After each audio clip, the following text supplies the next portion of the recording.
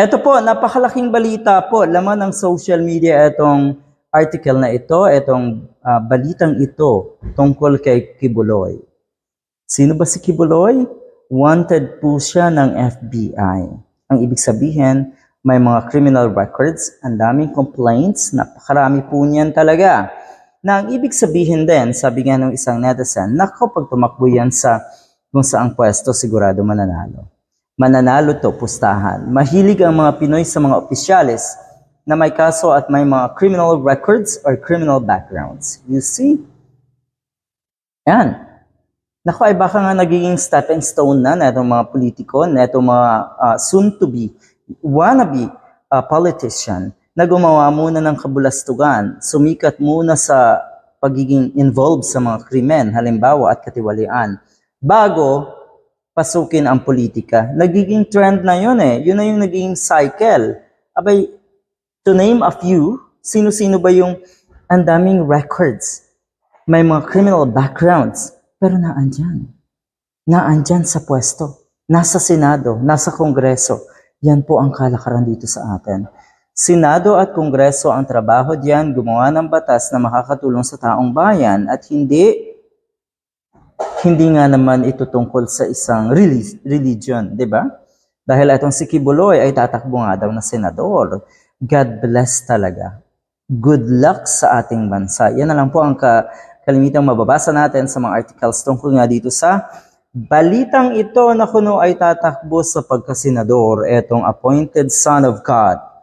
Napaka-ironic talaga. Totoo yan, napaka-ironic. Si Willie Revillame ay naandyan na rin, nagpapahiwatig na rin na kuno ay handa na siya.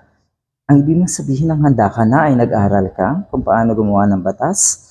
Ang ibig bang sabihin ng handa ka na ay, alam mo na, maisasakripisyo mo na yung lahat ng kinagawian mong luho or kung ano man. Dahil ang nakikita natin halimbawa kay Mr. Willie Revillame, mukhang wala kasing fallback. Kaya ayan, politika ang kasasadlakan. Anyway, balik tayo kay Kibuloy. The self-proclaimed appointed son of God, Pastor Apollo Kibuloy, who is wanted by the Federal Bureau of Investigation, announced his plan to run for senator in the 2025 elections. Plano.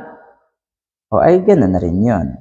Dahil, abay, siguro naman, una pa lang nakikinikinita na rin ang mga kababayan natin.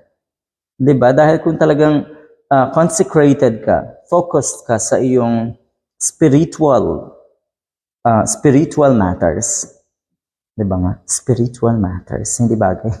Kasi most wanted at napakaraming criminal complaints. Anyway, kung consecrated ka at focused ka nga sa iyong mga spiritual na gawain, o diba, dyan ka lang sana. Paano pati politika ay gagawin mo? Sasakupin mo? Na ang ibig sabihin, hindi sapat. Okay? Na ikaw ay isang leader ng malaki kunong church. Parang gusto mo pang akuin at magkaroon ng power. Para nga, alam natin. Bottom line, ano ang bottom line neto? Siguro naman alam na natin. Ano ho? Bakit nasa politika ang mga or papasok sa politika ang mga tulad ni Kibuloy, katulad ni Robin Padilla, ba't naandyan na? Katulad ni Willie Revillame, ay siguro alam na natin. Good luck sa ating bansa talaga.